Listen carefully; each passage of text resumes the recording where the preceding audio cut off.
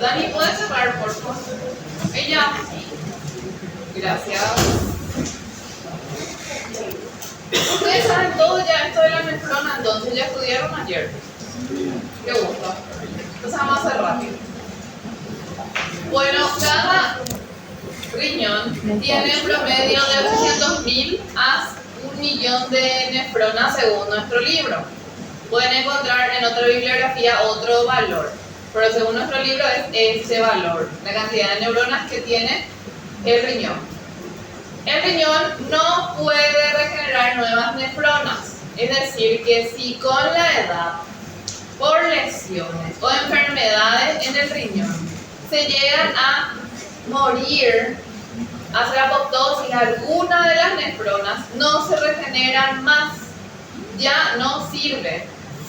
No podemos regenerar nefronas que fueron dañadas, pero cuando se lesionan, las que quedan, las nefronas restantes, ellas tienen la capacidad de adaptarse y cumplir el papel de las neuronas faltantes.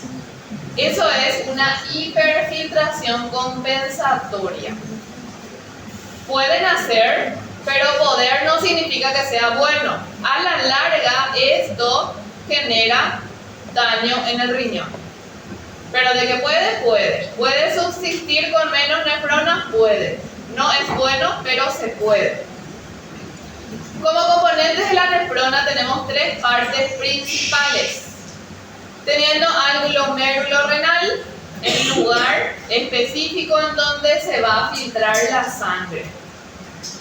Luego tenemos a la cápsula de Bowman, que se encuentra rodeándole al glomérulo, a los capilares glomerulares, y es el que va a recibir primeramente el filtrado glomerular.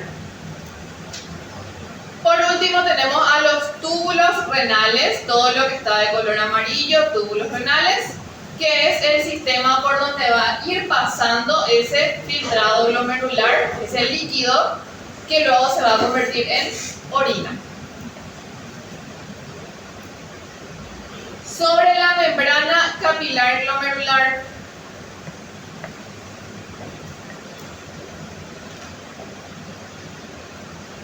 la membrana capilar glomerular es como una barrera que tiene tres capas. La primera capa sería nuestro endotelio capilar, que tiene la característica de ser fenestrado, o sea que tiene pequeños orificios para el paso de sustancias, ¿verdad? Después tenemos a la segunda capa, que sería nuestra membrana basal glomerular,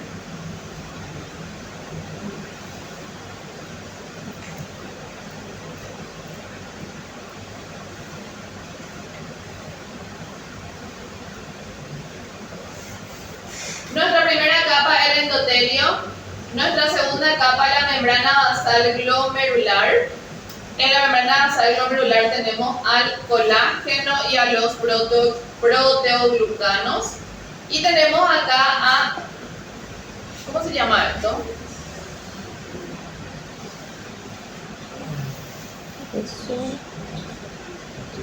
¿Eso qué pasa?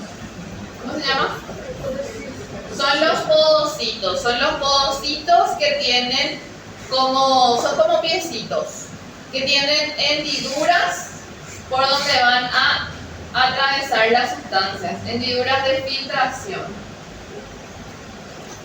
Esto es nuestra membrana capilar glomerular. Esta membrana es la que va a permitir que, por ejemplo, pueda pasar el agua, pueda pasar el sodio, el cloruro, el potasio, y también es la misma membrana que va a impedir que pasen por ahí las proteínas y los eritrocitos. Es la barrera.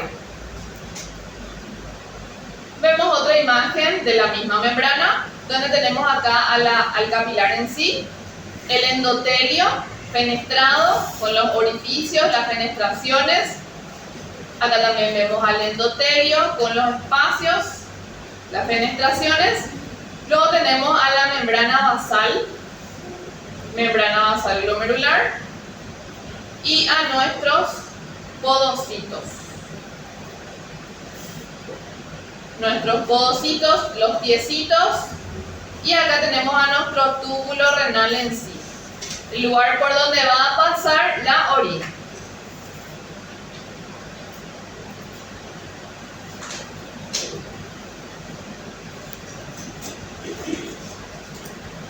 La cápsula de Bowman, como ven en esta imagen, es una cápsula que tiene una doble capa. Tiene una capa que es más cercana al capilar, al glomérulo en sí, que es su capa visceral. Y tiene una capa más lejana, más externa, que es su capa parietal. La sangre llega por la arteriola aferente, pasa por nuestros capilares y sale por la arteriola eferente. Cuando la sangre hace todo este paso, ella puede pasar, o sea, el filtrado, ya no la sangre en sí, porque no tiene que pasar eritrocitos. El filtrado de la sangre va a pasar desde los capilares hacia la cápsula de Bowman. Y desde ahí va a dirigirse hacia nuestros túbulos renales.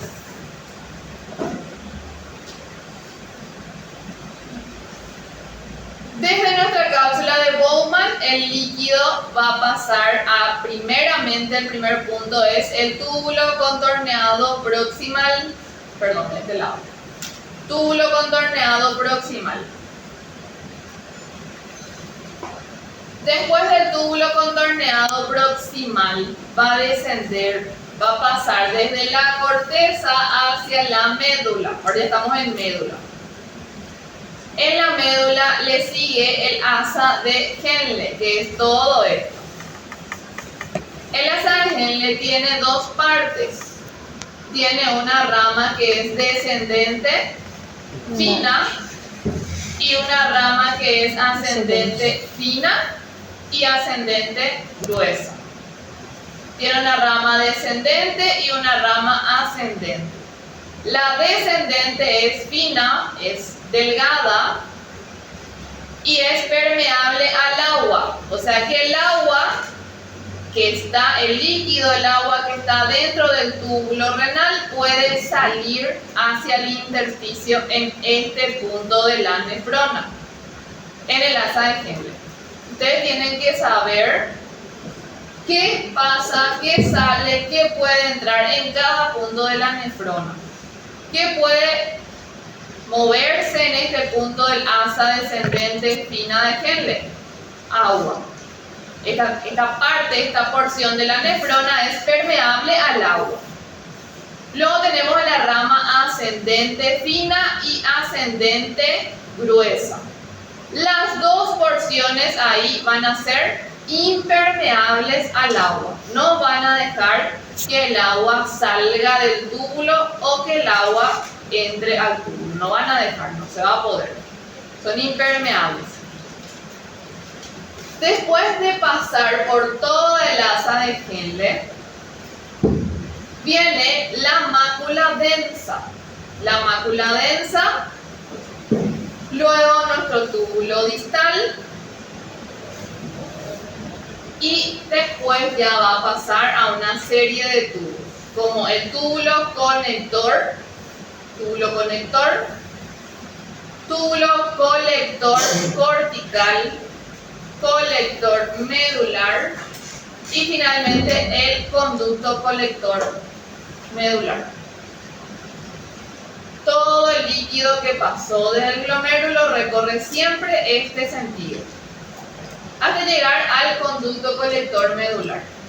¿Qué hay después del conducto colector medular?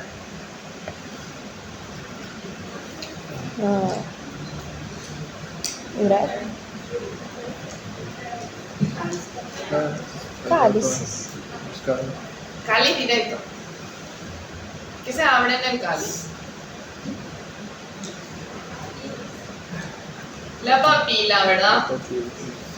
Después de nuestros conductos colectores, vamos a tener las papilas renales, y las papilas renales liberan el contenido a los cálices menores, cálices mayores, pelvis y después uréter.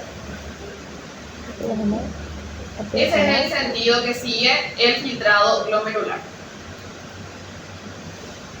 Micción le llamamos al proceso por el cual la vejiga se tiene que vaciar, tiene que liberar la orina que está almacenando.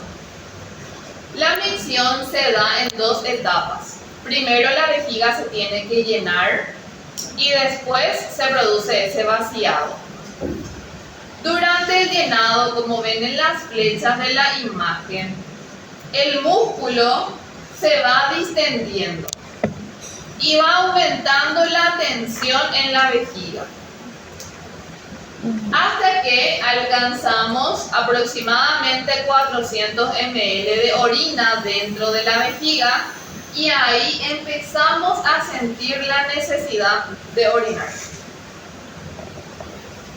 Cuando se alcanzó esa cantidad, cuando nuestra pared de la vejiga ya está distendida, la presión de la vejiga ya subió, ahí se produce la fase de vaciado, en donde para que se produzca esta fase tenemos que tener algo llamado reflejo miccional. Reflejo miccional, el reflejo miccional se va a encargar de, primeramente, como ven las flechas, está como comprimiendo, está como apretando hacia adentro en la vejiga.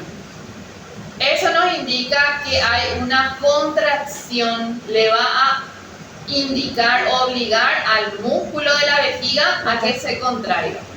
El músculo de la vejiga era el detrusor. Entonces el reflejo miccional va a contraer el músculo detrusor para que el músculo detrusor le apriete a la vejiga. Para que ese líquido pueda salir, tenemos que tener también en cuenta a nuestros esfínteres. El detrusor se contrae, comprime la vejiga, pero a la vez tenemos que tener acá a nuestro esfínter uretral interno relajado para que abra esta puerta de la vejiga. Una vez que ese se relaja, ahí podemos tener el vaciado. Siempre que nosotros tengamos el deseo de orinar, porque tenemos también a nuestro esfínter externo y ese esfínter es voluntario. El interno es involuntario, es por el reflejo miccional, por la contracción del detrusor. Y el externo sería voluntario, por el deseo de orinar en sí.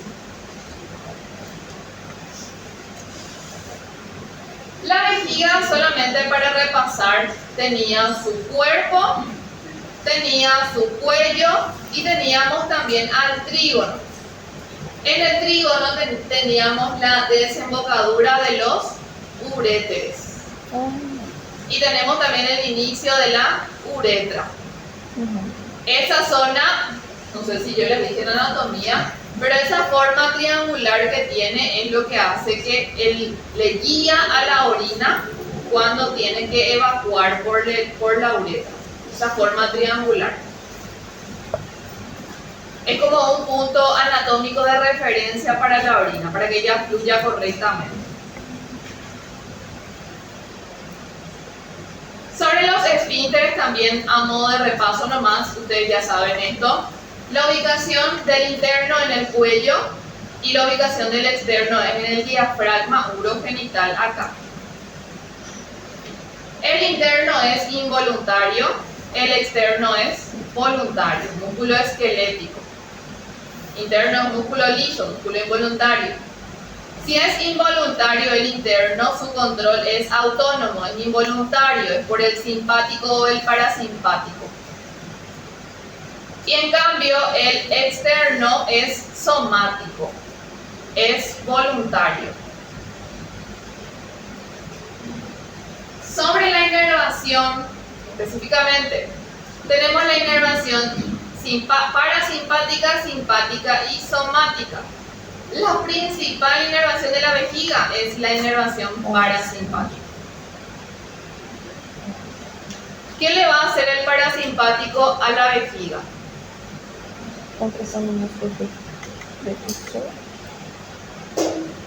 ¿Qué hace el parasimpático?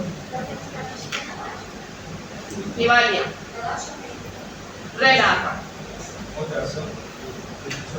Bueno, en la vejiga, ¿qué va a hacer el parasimpático? ¿Vamos a asegurar la orina o vamos a poder orinar? Poder orinar. Se le contrae.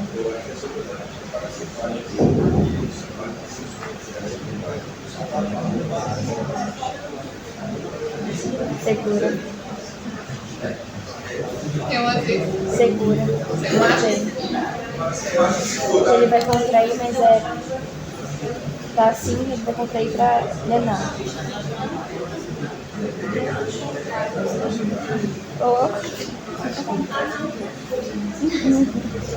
¿El parasimpático segura la orina o libera la orina?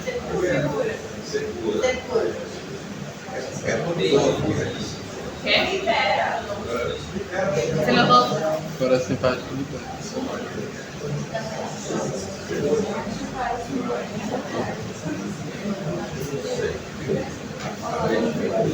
Bueno, piensen un poco.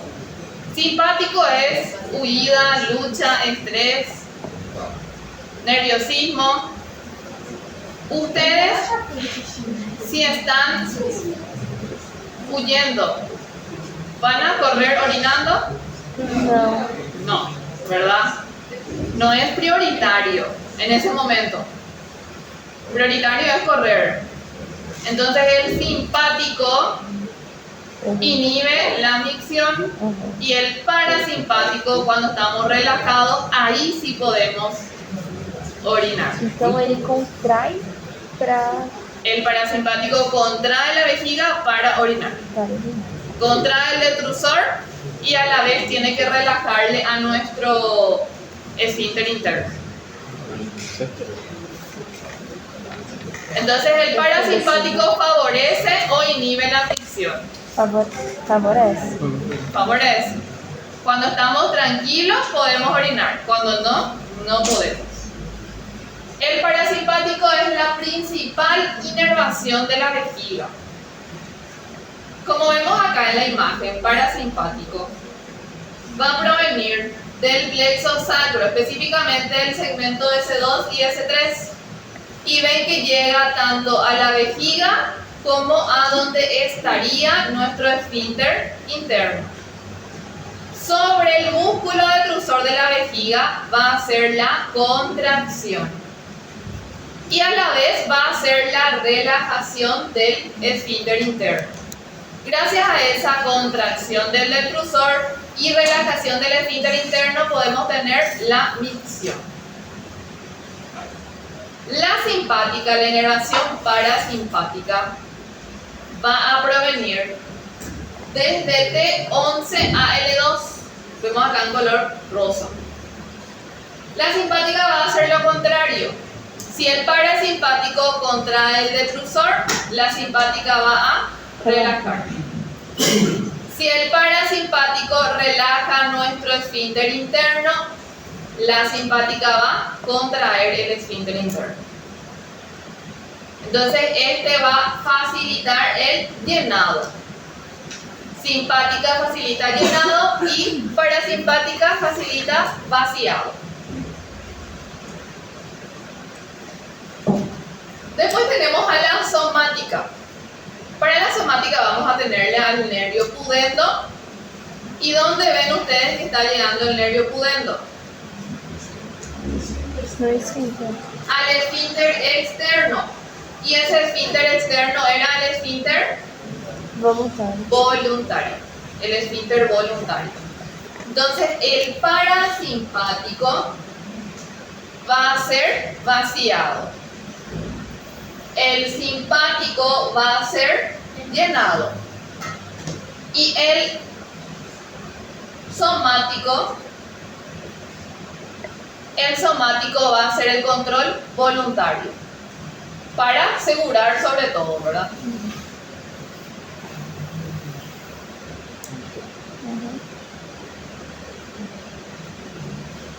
Algunas anomalías en la micción pueden ser, por ejemplo, la vejiga atónica.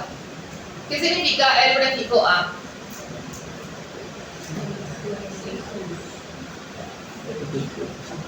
No funciona, ¿verdad? Falta. Tónica es contracción, movimiento, ¿verdad? Atónica sería una vejiga que no puede contraerse. O sea, una vejiga sin movimiento. Yo necesito que la vejiga tenga un movimiento, tenga una contracción para poder vaciar. La vejiga atónica no libera orina. La vejiga automática, en esta vejiga hay esa intención de orinar, pero no hay un control. Entonces puede haber fuga de orina, sin que uno perciba que está perdiendo. Puede haber. Y la vejiga neurógena sin división es parecida a la automática. Es muy conocida como la vejiga hiperactiva. Es esa persona que no puede controlar la orina, que siente deseo de orinar y tiene que orinar, tiene que irse. Y a la vez, cuando por ejemplo se ríe, estornuda, va perdiendo un poco de su sitio. Eso se da mucho por prolapso. En las mujeres suele suceder mucho después de tener bebés. Então, só que ela é nova, ela não pode ir, ela... Predisposición a deseo. Predisposición. Debilidad del piso pélvico. Tiene que hacer ejercicio de Kegel. Nossa, tadinha, De quê? Kegel. foi engraçada. Procura en internet ejercicio de Kegel. Segurar, soltar tu esfínter. ¿Qué es eso? Ah, sí le llama. Y eso es todo. Por hoy? Por hoy? Por hoy, sí.